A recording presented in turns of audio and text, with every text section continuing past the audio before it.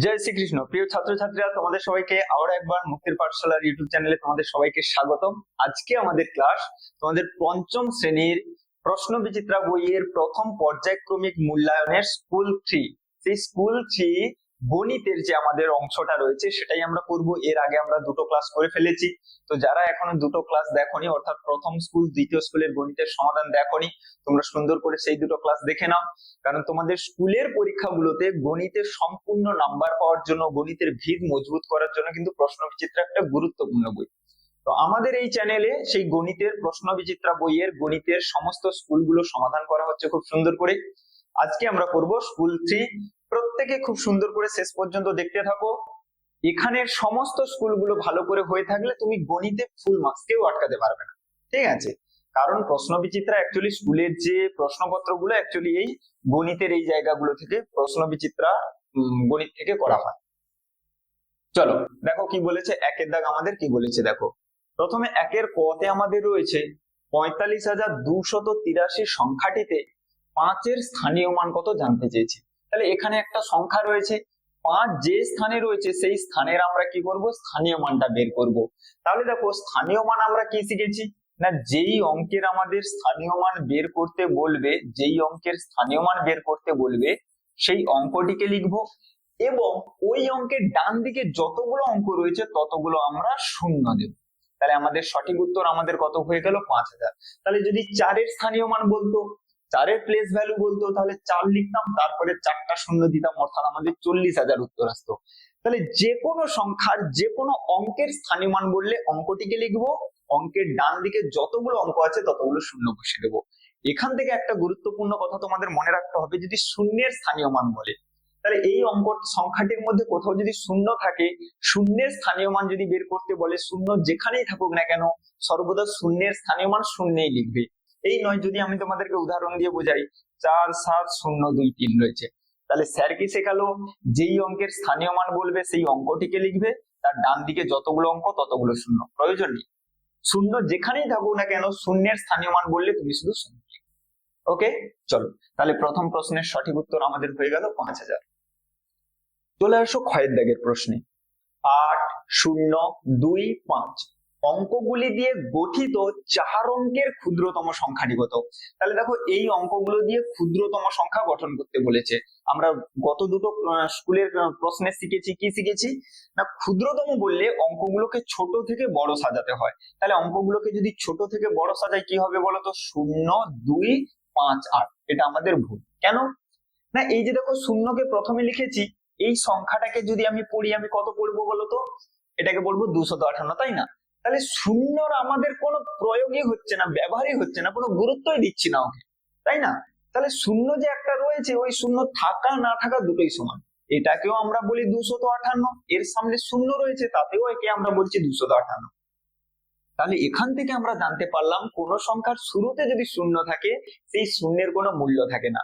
তাই শূন্যের গুরুত্ব দেওয়ার জন্য আমাদের সর্বদা শূন্যকে কোথায় লিখতে হবে, দ্বিতীয় স্থানে লিখতে হবে। প্রত্যেকের মনে থাকবে যে ক্ষুদ্রতম সংখ্যা যদি গঠন করতে বলে এবং যদি শূন্য থাকে, তাহলে শূন্যকে সর্বদা প্রথমে না লিখে দ্বিতীয় স্থানে লিখবো।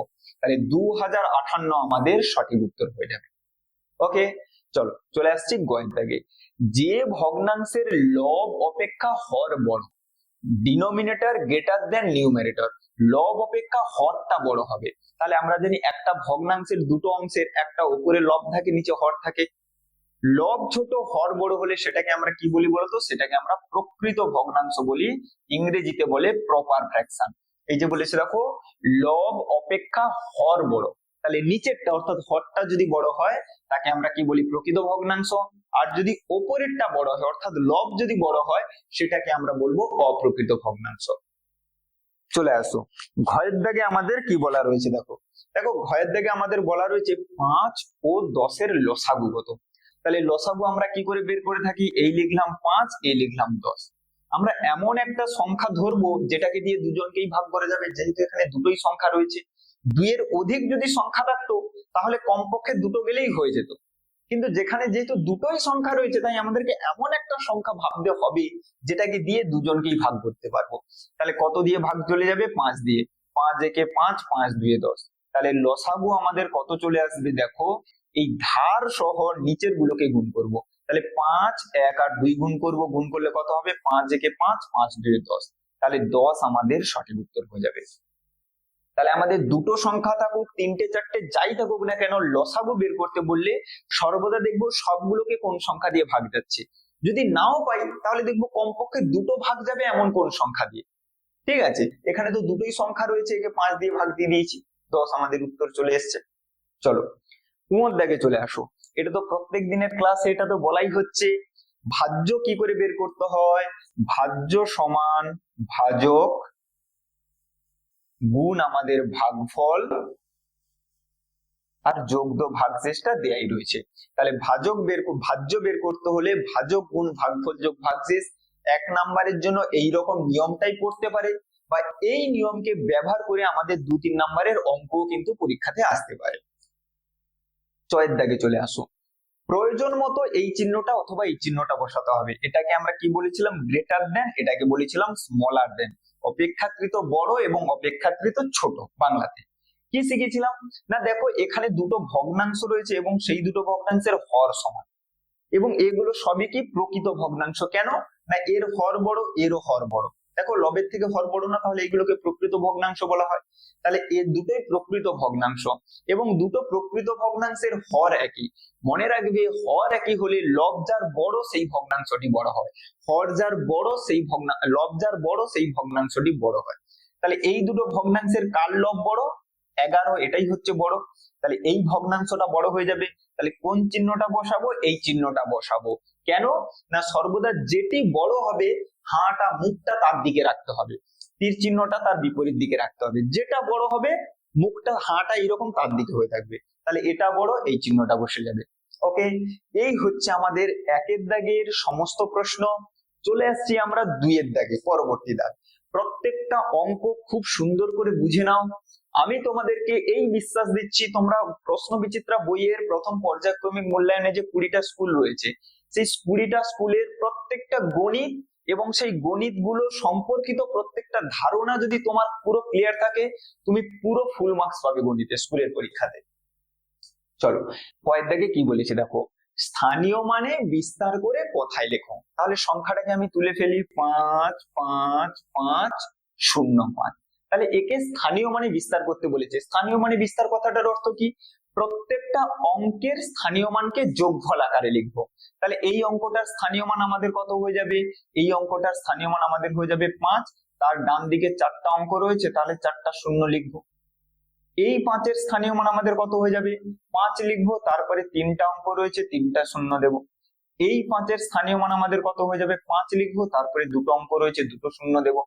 শূন্যের স্থানীয় মান কি বলেছি? শূন্য যেখানেই থাকুক না কেন তার স্থানীয় মান শূন্যই হয়। এই 5-এর স্থানীয় মান কত? ওর পরে তো কোনো আর অঙ্কই নেই, তাহলে শুধু 5 লিখবো।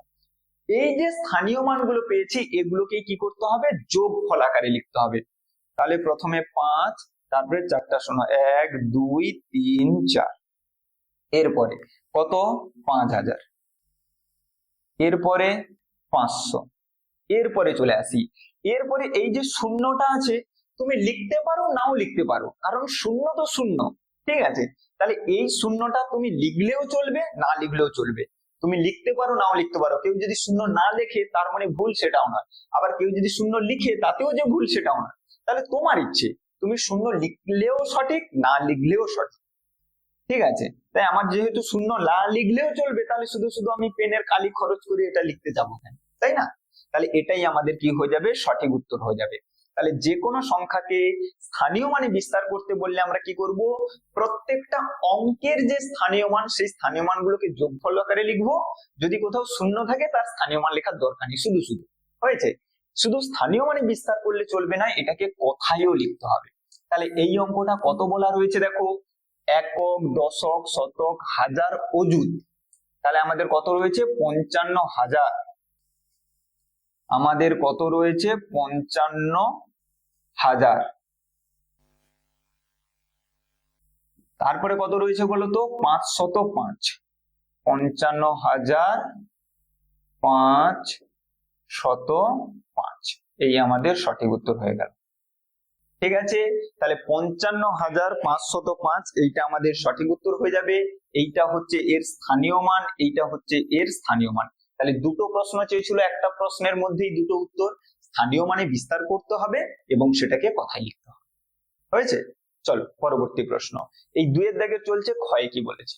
ঊর্ধ্বক্রমে লেখো। ঊর্ধ্বক্রম মানে কি? পরে পরে ওপরের দিকে উঠবো, যেটাকে আমরা সহজ ভাষায় কি বলে থাকি? ছোট থেকে বড় লিখবো। আর অধক্রম বললে বড় থেকে ছোট আসবে। তাহলে দেখো এই অঙ্কগুলোর মধ্যে, এই সংখ্যাগুলোর মধ্যে বড় ছোট কি করে বের করব? প্রথম স্কুলে তোমাদেরকে জিনিসটা দেখিয়েছিলাম, একটা একটা করে অঙ্ক দেখবে, তাহলে একদম সুন্দর হবে। এরও প্রথমে 6, এরও 6, এরও 6, এরও 6, তাহলে প্রত্যেকে যেহেতু 6 আমি বুঝতে পারবো না। আচ্ছা, তার পূর্বে দেখে নিতে হবে প্রত্যেকটার মধ্যে সমান অঙ্ক আছে কিনা। এর মধ্যে 1, 2, 3, 4, 5টা, 1, 2, 3, 4, 5টা, 1, 2, 3, 4, প্রত্যেকের মধ্যে 5টা করে অঙ্ক আছে, তাহলে কোনো সমস্যা নেই। যদি কারোর দেখো বেশি অঙ্ক আছে, তাহলে যার মধ্যে বেশি অঙ্ক থাকবে সেটা বড় হবে। ধরো এখানে এগুলো থাকলো 5টা অঙ্ক, আর একটা এমন সংখ্যা রয়েছে যার মধ্যে 6টা অঙ্ক রয়েছে, তাহলে যার মধ্যে বেশি অঙ্ক আছে সে বড় হবে, তাকে আর দেখার দরকার। কিন্তু এখানে যেহেতু সবগুলোই 5টা করে অঙ্ক আছে, তাই আমরা দেখবো কে বড় কিছু। তাহলে প্রথমে প্রত্যেকের 6 আছে, আমরা বুঝতে পারছি না। এরপরে দেখো প্রত্যেকের 5 আছে, তাই আমরা বুঝতেও পারছি না কে বড় কিছু। এরপরে দেখো এর আছে 2, এর আছে 3, এর আছে 2, এর আছে 4, তাহলে 2 পাচ্ছি, 3 পাচ্ছি, 2 পাচ্ছি, 4 পাচ্ছি, তাহলে সব থেকে বড় কে? 4 সব থেকে বড়। তাহলে আমাদের সাজাতে হবে ঊর্ধ্বক্রমে ছোট থেকে বড়। তাহলে 4 যার মধ্যে রয়েছে সে সব থেকে বড় হবে, তাহলে এটা হবে সব থেকে বড়, এটা শেষে বসবে, এটা লাস্ট, এটা শেষে বসবে। ঠিক আছে, ব্যাস। তারপরে কি হবে? এর মধ্যে 3 রয়েছে, তাহলে এ হবে তারপরে, তাহলে এটা সব থেকে শেষে বসবে, তারপরে এটা বসবে। এবারে এরও মধ্যে 2 আছে, এরও মধ্যে 2 আছে, তাহলে বুঝতে পারছি না এই দুটোর মধ্যে কে বড় কে ছোট, বুঝতে পারছি না।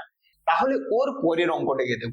দেখো এর মধ্যে 1 রয়েছে, এর মধ্যে 3 রয়েছে, 1 বড় না 3 বড়? তাহলে আমরা জানি 3 বড়, তাহলে এই দুটো সংখ্যার মধ্যে কে বড় হয়ে গেল? ওইটা বড় হয়ে গেল। তাহলে সব থেকে ছোট হলো আমাদের 65,215, এটা সব থেকে বড়। তারপরে আমাদের হলো 65,232, তারপরে আমাদের হয়েছিল 65,321, তারপরে আমাদের হয়েছিল 65,495,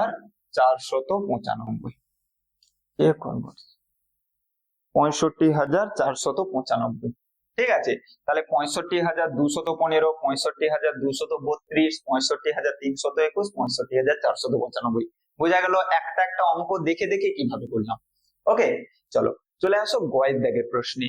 মান নির্ণয় করতে বলেছে, অর্থাৎ দুটো ভগ্নাংশকে যোগ করতে বলেছে। সহজ একটি প্রশ্ন বলা রয়েছে। দেখো দুটো ভগ্নাংশের দেখো হর একই, তাহলে হর যখন একই থাকবে কি করবে? কেবলমাত্র লবগুলিকে যোগ করে দেবে। হর যখন একই থাকবে, যোগ করতে বললে শুধুমাত্র লবগুলোকে যোগ করে দেবে। তাহলে এটা যোগ করলে পরে কত হলো গো? 8 আর 2 10, এটা আমাদের হলো 14। এখানে কিন্তু কেউ শেষ করে দেবে না, সর্বদা ভগ্নাংশকে লঘিষ্ঠ আকারে লিখবে, সর্বদা ভগ্নাংশকে লঘিষ্ঠ আকারে লিখবে। লঘিষ্ঠ কথাটার অর্থ কি? যদি ওদেরকে কেটে ছোট করা যায়, লঘিষ্ঠ মানে ছোট করা যায়, তাহলে ছোট করব। দেখো এটা কিন্তু 2 এ কেটে চলে যাবে, তাহলে 2 5 এ 10, 2 7 এ 14, এটাই আমাদের সঠিক উত্তর হবে। কেউ কিন্তু এইরকম রাখবে না। ওকে, তাহলে যখনই দুটো ভগ্নাংশ কিংবা যতগুলো ভগ্নাংশ লিখ না কেন, তাদের যদি যোগ করতে বলে, যদি এইরকমটা থাকে যে প্রত্যেকটা ভগ্নাংশের হর একই, তাহলে শুধুমাত্র আমরা কেবল মাত্র কি করব?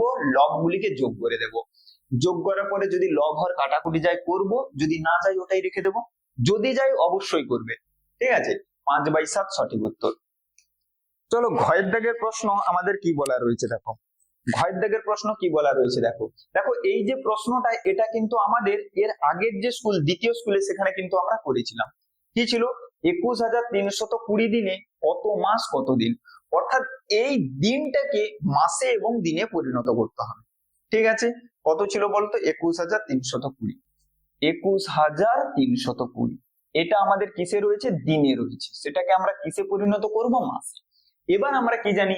দিনকে মাস করতে হলে কি করতে হয়? মাসের সাথে দিনের সম্পর্ক কি না? 1 মাস সমান 30 দিন, অর্থাৎ মাসকে দিন করতে হলে 30 দিয়ে গুণ করব, দিনকে মাস করতে হলে 30 দিয়ে ভাগ করব। তাহলে দিনকে মাস করতে বলেছে, 30 দিয়ে ভাগ করব। একই অঙ্কটা কিন্তু দ্বিতীয় স্কুলে ছিল। প্রশ্নচিত্রা বইয়ের এরকম বহু অঙ্ক পাবে যেগুলো বিভিন্ন বিভিন্ন স্কুলে রয়েছে, আমরা প্রত্যেক দিনই বোঝাবো। এই নয় যে আগের স্কুলে রয়েছে বলে ছেড়ে চলে যাবো, প্রত্যেকটাই বোঝাবো। দেখো এখানে দুটো অঙ্ক রয়েছে, এখানেও দুটো নেব, দুটো নিলে ছোট হয়ে যাচ্ছে তাই তিনটে নেব। 30 সাথে 210, এখান থেকে কত নামলো 3, এখান থেকে নামলো 2, এরপরে দেব 30 একে 30। এইটা গত যে স্কুল ছিল সেখানে স্টার চিহ্ন দিয়ে বুঝেছিলাম এই অঙ্কটা, যে অনেকে এইখানে শেষ করে দেবে যে 20 এসছে এখানে তো 30, ভাগশেষ ভাজকের থেকে ছোট চলে এসছে তাহলে আর ভাগ যাবে না। যদি এখানেই শেষ করে দাও তাহলে তোমার উত্তর কত আসবে? 71 মাস 20 দিন, যেটা কিনা ভুল। কেন না, এই যে শূন্যটা নেমেছে একে কিন্তু এখনো ভাগ দিইনি। আমাদের ভাগ বলে প্রত্যেকটা অঙ্ককে ভাগ দিতে হবে, কিন্তু দেখো এই শূন্য তো জাস্ট সোজা নেমে গেছে, এই দুইটা বিয়োগের পরে এসছে, কিন্তু এই যে শূন্যটা ওকে তো এখনো ভাগ দিইনি। এবার প্রশ্ন কত দিয়ে ভাগ দেবো? একে দিলে বেশি হয়ে যাবে, 30 একে 30, তাই আমরা কত দেব? শূন্য দেব। 30 শূন্যে 0। দেখো এইবারও 20 নেমেছে, কিন্তু এই যে 20টা নেমেছে এবারে কিন্তু বিয়োগের পরে নেমেছে, তাহলে আমরা এই শূন্যটাকে কিন্তু ভাগ দিয়ে দিলাম। এইবার আমাদের ভাগটা কমপ্লিট হলো। তাহলে এখানে কিন্তু 20 ছিল, 20 এলো, কিন্তু এখানে 71 এর জায়গায় 710 হয়ে গেল। তাহলে উত্তরটা আমাদের কত আসবে? 710 মাস 20 দিন। অঙ্কটা ভালো করে মাথার মধ্যে রেখে দেবে, পরীক্ষাতে যদি আসে বহু ছেলে মেয়ে কিন্তু এটাকে ভুল উত্তর করে দেবে, 71 মাস 20 দিন লিখে দেবে, কিন্তু আমাদের সঠিক উত্তরটা কি হবে?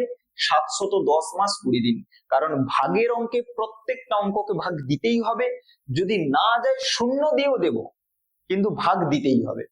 ওকে, চলো এর পরবর্তী, তাহলে আমাদের খ খ গ কমপ্লিট হয়ে গেল, হয়েছে। এবারে আমরা চলে আসবো 3 দাগের প্রশ্নে। কি বলেছে দেখো,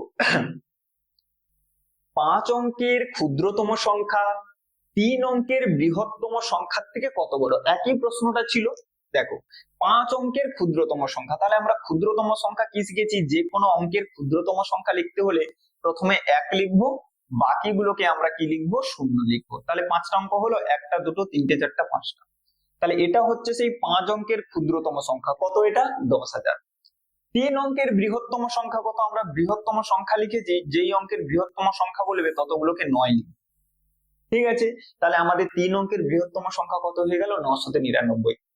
আমাদের প্রশ্নে জানতে চেয়েছে এই 5 অঙ্কের ক্ষুদ্রতম সংখ্যাটি 3 অঙ্কের বৃহত্তম সংখ্যার থেকে কত বড়।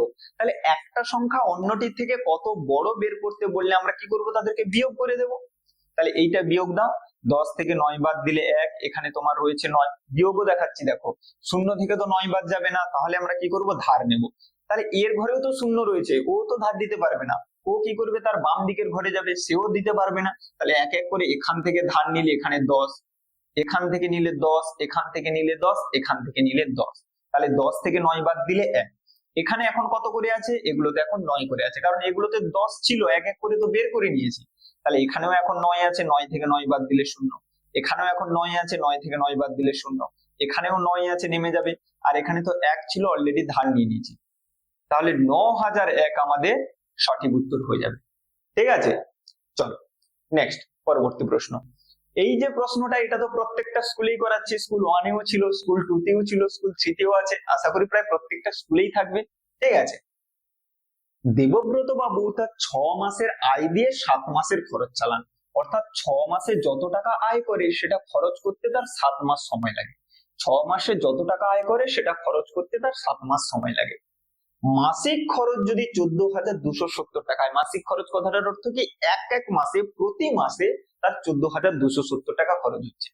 আচ্ছা, প্রতি মাসে যদি 14,270 টাকা খরচ হয়, তাহলে 7 মাসে কত টাকা খরচ হবে? 7 শূন্য 0, 7 7 49 9, হাতে 4, 7 দিয়ে 14, 4 18, 8, হাতে 1, 7 4 28, 29, 9, হাতে 2, 7 1 7 2 9, তাহলে 99,890 টাকা। এটা আমাদের কি হলো? 7 মাসের খরচ। যে 7 মাসে দেবব্রত বাবুর মোট কত টাকা খরচ হয়? 99,890 টাকা। প্রশ্নে বলেছে 7 মাসে যত টাকা খরচ হয় সেটাই কিন্তু 6 মাসের আয়, কারণ 6 মাসের আয় দিয়েই তো 7 মাসের খরচটা চালায়। 6 মাসে যত টাকা আয় করেন সেটা খরচ করতেই 7 মাস লেগে যায়। তার মানে আমি ঘুরে বলতে পারি 7 মাসে যত টাকা খরচ করে সেটাই 6 মাসে আয় করেন। তাহলে এটা যদি 7 মাসের খরচ হয়, তাহলে এটাই 6 মাসের আয়। ওটাই আমাদের জানতে চেয়েছে 6 মাসের আয় কত। তাহলে আমরা সুন্দর করে বলে দেব, অতএব 6 মাসের আয় আমাদের কত হয়ে যাবে? 99,890 890 টাকা। ব্যাস, এই আমাদের অঙ্ক কমপ্লিট হয়ে গেল সম্পূর্ণ। চলো পরবর্তী প্রশ্নে চলে আসো। পরবর্তী প্রশ্ন গয়েদা কি বলেছে দেখো, শেষ প্রশ্ন, 3 নম্বর স্কুলের শেষ প্রশ্ন এটা। দুটি সংখ্যার গুণফল 1035, একটি সংখ্যা 23 হলে অন্যটি কত? আমি তোমাকে দুটো সংখ্যা দিলাম 2 আর 5, এদেরকে গুণ করতে বললাম, তাহলে গুণফল আমাদের কত হলো 10। এবার আমি এই একটা সংখ্যাকে মুছে দিলাম, দিয়ে এবারে তোমাকে জিজ্ঞেস করছি দুটো সংখ্যার গুণফল 10, তাহলে একটি সংখ্যা আমাকে 5 দেয়া আছে, আর একটা কত? তাহলে আমি তো মুখে মুখেই বলে দেবো যে কার সঙ্গে 5 গুণ করলে 10 হয়, তোমরা বলে দেবে 2 এর সঙ্গে 5 গুণ করলে 10 হয়, তাহলে এখানে উত্তরটা কত হবে আমাদের 2। কিন্তু যদি আমি এখানে কোনো বড় কোনো সংখ্যা দিয়ে দিই যে কতর সঙ্গে 37 গুণ করলে 1454 হবে, তাহলে আমরা কি এই সহজে বলতে পারবো? পারবো না। তাহলে এই যে ছোট বলে আমি 2 বলে দিলাম, কিন্তু 2টা অ্যাকচুয়াল আসছে কিভাবে না, দুটো সংখ্যার গুণফল 10 দেয়া আছে, এই 10 কেই যদি 5 দিয়ে ভাগ দিয়ে দিই তাহলেই এইখানের সংখ্যাটা আমরা কত হবে সেটা পেয়ে যাবো। এখানেও একই জিনিস দেয়া আছে যে দুটো সংখ্যার গুণফল কত, দুটো সংখ্যার গুণফল হচ্ছে 1035, সেই দুটো সংখ্যার মধ্যে একটা সংখ্যা 23 দেয়া আছে, অন্যটা বের করতে বলেছে। তাহলে অন্যটা কি করে বের করব? এই যে গুণফল দেয়া রয়েছে সেই গুণফলকে আমি যে সংখ্যাটা দেয়া আছে সেটা দিয়ে ভাগ করলে আমি অন্যটা পেয়ে যাব। তাহলে ভাগটা আমি তোমাদেরকে এই বাম দিকে দেখাচ্ছি, 1035 তাকে আমরা ভাগ করব 23 দিয়ে। তাহলে এখানে দুটো অঙ্ক, এখানে দুটো নিলে ছোট হয়ে যাচ্ছে, তাই 3টে দেব। এরপরে আমাদের চলে যাবে 23 4 4 3 12, 2 হাতে 1, 4 2 8 1 9, 3 থেকে 2 বাদ দিলে 1, 10 থেকে 9 বাদ দিলে 115, 23 5 আমাদের কত হয়ে যাবে? 115 হয়েছে। তাহলে আমাদের উত্তর কত এলো? 45 আমাদের সঠিক উত্তর হয়ে যাবে। আমাদের অন্যটি আমাদের কত হয়ে যাবে? অন্যটি আমাদের হয়ে যাবে 45। এই হচ্ছে আমাদের প্রশ্ন বিচিত্রা বইয়ের প্রথম পর্যায়ক্রমিক মূল্যায়নের তৃতীয় স্কুলের গণিত। প্রত্যেকটা স্কুলে আমরা সমাধান করাবো এইভাবে বিস্তারিত ভাবে সুন্দর করে, প্রত্যেকটা স্কুল খুব ভালো করে দেখতে হবে, তবেই কিন্তু স্কুলের পরীক্ষাগুলোতে ফুল মার্কস হবে, এই বিশ্বাস এই ভরসা আমি তোমাদেরকে দিচ্ছি। ওকে, প্রত্যেকে খুব সুন্দর করে ক্লাসগুলো দেখতে থাকো। কারোর যদি কোথাও কোনো জিজ্ঞাসা থাকে অবশ্যই কমেন্টে জানিয়ে যাবে। সেই সঙ্গে আরেকটা কথা, এই যে ক্লাসগুলো করানো হচ্ছে এই প্রত্যেকটা ক্লাসে তুমি লিংক সুন্দর করে পেয়ে যাবে আমাদের হোয়াটসঅ্যাপ গ্রুপের মধ্যে, ফ্রি হোয়াটসঅ্যাপ গ্রুপ। সেই গ্রুপে জয়েন হওয়ার জন্য দেখবে গ্রুপের কমেন্ট সেকশনে একটা গ্রুপের লিংক দেওয়া রয়েছে, সেটাতে টাচ করলেই তুমি গ্রুপে জয়েন হয়ে যাবে। ওই গ্রুপে জয়েন থাকলে আমরা যখনই যা ভিডিও আপলোড করব আমাদের চ্যানেলে তুমি সঙ্গে সঙ্গে সেইখানে তুমি পেয়ে যাবে। হয়েছে, চলো আজকের ক্লাস এখানে শেষ করছি। জয় হিন্দ।